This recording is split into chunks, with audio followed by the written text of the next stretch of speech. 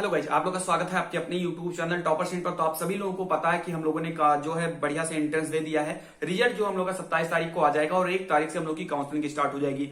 बहुत से बच्चे ऐसे हैं जिनको काउंसलिंग के बारे में कुछ नहीं पता है। भाई बहुत से क्या, लगभग 99% बच्चे होंगे जिनको काउंसलिंग के बारे में नहीं पता है अभी तक कि काउंसलिंग में आखिर में होता क्या है। क्योंकि जाहिर सी बात है, आप लोग पहली बार बीएड करने जा रहे हो, एक ही बार सभी लोग बीएड करते हैं। तो चलिए, इसी दिन के लिए आपने चैनल को सब्सक्राइब किया था। इस चैनल पर कुछ चीजें ऐसी आपको बताई जाएंगी जो आपको कोई चैनल वाला नहीं बताएंगे। 2020 में भी हम काउंसलिंग में बहुत से बच्चों के साथ थे। कुछ बच्चे बहुत लेट में जुड़े हमसे, और जब वो जुड़े तब तक वो बहुत सी गलतियां काउंसलिंग में कर चुके थे। लेकिन मुझे उम्मीद है कि आप लोग गलतियां नहीं करेंगे, क्योंकि आप लोग स्टार्टिंग से ही मुझसे जुड़ चुके हो।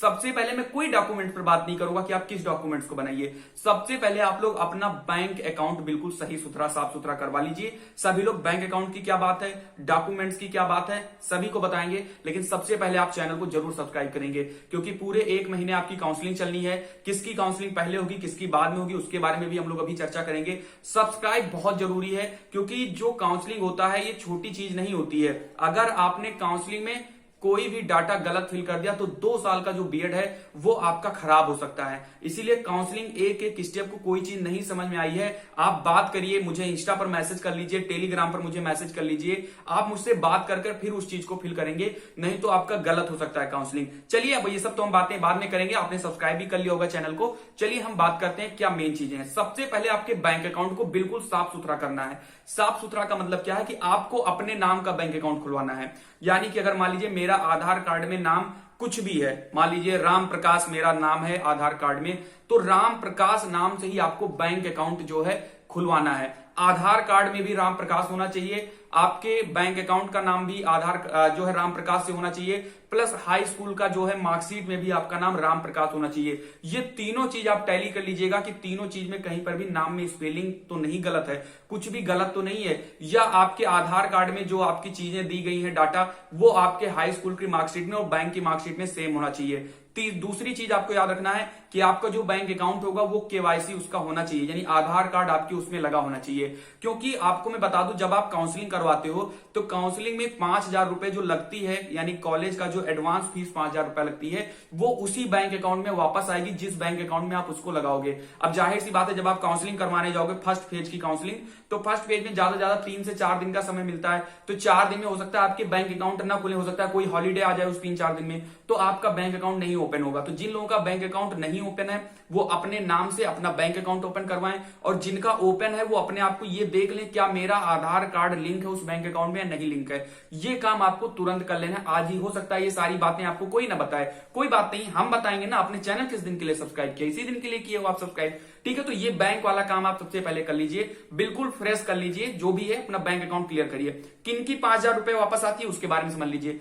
देखो, जब आप काउंसलिंग करवाओगे तो 5,750 रुपए आपकी जमा होगी, जिसमें 750 रुपए जो है वो काउंसलिंग की फीस हो जाती है, जो किसी की वापस नहीं होती, वो काउंसलिंग फीस होती है।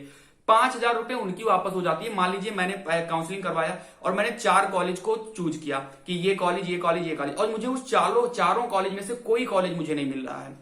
उन 4 कॉलेज में से मुझे कोई कॉलेज नहीं मिल रहा है, कोई कॉलेज अलॉट नहीं हो रहा है, तो जो मेरी 5,000 रुपए एडवांस कॉलेज फीस जो जमा हुई थी वो हमारी उसी बैंक अकाउंट में वापस हो जाएगी जो बैंक अकाउंट आपने लगाया है काउंसलिंग के समय में। इसीलिए मैं बता रहा हूं कि काउंसलिंग के लिए बैंक अकाउंट अपना अलग बनवा लीजिए। अभी हम लोगों के पास में 15 से 16 दिन का समय है, आप बनवा सकते हो, आराम से जाइए, 1 दिन 2 दिन लगेगा। अगर नहीं है तो बनवा लीजिए, और अगर है तो आप ये थोड़ा सा उसमें क्लियर कर लीजिए कि क्या आपका नाम, जो नाम से आपका बैंक अकाउंट बना है, आपका आधार कार्ड है, ये सारी चीजें आप क्लियर कर लीजिएगा वहां पर, ठीक है। और आधार कार्ड लगवा लीजिएगा। इससे 2 फायदे होंगे, एक तो काउंसलिंग में भी आपको कोई दिक्कत नहीं होगी, और दूसरा जब आप अपना स्कॉलरशिप का फॉर्म डालोगे तो स्कॉलरशिप फॉर्म में तो सबसे ज्यादा, अगर किसी का फॉर्म अब की बार रिजेक्ट हुआ था 2020 में, तो सिर्फ बैंक अकाउंट में नेम गड़बड़ी से जो है अलग हुआ था।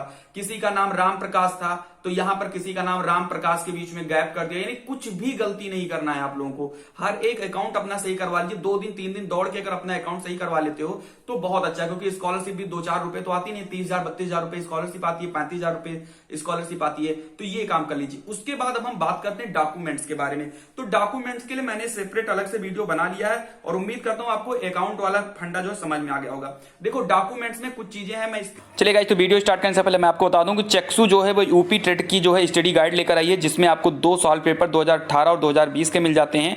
इसके साथ ही आपको 3000 प्लस जो है अध्यायवार जो है आपको प्रश्न भी इसमें मिल जाते हैं देखने को। साथ ही अगर हम आपको बताएं तो पूरा सिलेबस इसमें दिया गया है कि किस सिलेबस से कितने नंबर जो है आ रहे हैं। आप नीचे देख पा रहे हो किस टॉपिक से कितने नंबर आ रहे हैं, इसको भी आप यहाँ पर ध्यान से देख सकते हैं। ये बुक जो है आपको मार्केट में किसी भी दुकान से, नीचे लिंक दिया आप वहां से भी परचेज कर सकते हो। डिस्क्रिप्शन बॉक्स में मैंने नंबर भी दिया, आप नंबर पर कॉल कर भी इस बुक को जो है ऑर्डर कर सकते हो। साथ ही आप देख सकते हो कितने बेहतरीन तरीके से क्वेश्चन को दिया गया है। और साथ ही में अगर हम इसमें बात करें तो एक्सप्लेनेशन भी इस बुक की बहुत ही अच्छे से दी गई है। साथ ही में अगर हम आपको बताएं तो इसके स्क्रीन पर जो है आपको ये बुक दिख रही है, इस बुक को भी अगर आप ध्यान से देखो तो इनकी सब्जेक्ट वाइज भी बुक आती है, तो इन बुक को भी आप खरीद सकते हो। लिंक दिया है नीचे और नंबर दिया है नीचे, कॉन्टेक्ट करके जरूर ऑर्डर करें। ये आपको देख लीजिएगा, हाई स्कूल, इंटरमीडिएट, ग्रेजुएशन, इन तीन की तो आपको तीन फोटो कॉपी कर लेनी। High school marksheet, graduation marksheet और उस बिल्कुल इंटर, हाई स्कूल, ग्रेजुएशन, इन तीनों मार्कशीट की आपको फोटो कॉपी करवा लेनी, वो भी तीन। उसके बाद में आधार कार्ड की 3 फोटो कॉपी करा लेनी है। अगर आपने पीजी किया तो 3 फोटो कॉपी उसकी करवा लीजिएगा। आवेदन फॉर्म, यानी जो आपने फॉर्म भरा था आवेदन फॉर्म, उसकी आप 3 फोटो कॉपी करा लीजिएगा। प्रवेश पत्र, जो एक आपके पास प्रवेश पत्र मिला होगा, आप 2 प्रवेश पत्र लेकर सेंटर पे गए तो 1 प्रवेश पत्र की 3 फोटो कॉपी करा लीजिएगा। अगर आपके पास आवेदन फॉर्म या प्रवेश पत्र नहीं है तो कोई बात नहीं है, कैफे पर जाना, आपको वो निकाल के फिर से दे देंगे, ठीक है, वो अभी भी साइट पर मौजूद है। उसके बाद में स्कोर कार्ड, जो रिजल्ट आपका आएगा उसकी 3 फोटो कॉपी आप ले लीजिएगा। और उसके बाद में फीस रसीद, यानी काउंसलिंग में जो आप 5750 रुपए लगाएंगे वो। और हालांकि ये जो है ना, समस्त फीस रसीद, college allotment letter, seat confirmation letter, ये स्कोर कार्ड की फोटोकॉपी, ये जब आपका रिजल्ट आएगा तब उसी वक्त सब कुछ निकलेगा। उसके बाद में माइग्रेशन, अब माइग्रेशन किसका बनेगा?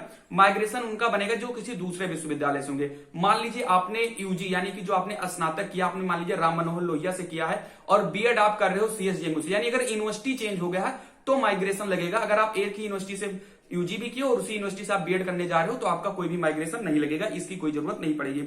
टीसी उनकी पड़ेगी अगर आप किसी दूसरे कॉलेज से हो। मान लीजिए मैं किसी महाविद्यालय से मैं जो है बीए कर रहा था, बीएससी कर रहा था, बीकॉम कर रहा था, अब उसी कॉलेज से मैं बीएड कर रहा हूं तो मुझे टीसी की जरूरत नहीं पड़ेगी। अगर मैं कोई दूसरा कॉलेज चूज करता हूं तो मुझे टीसी की जरूरत पड़ेगी।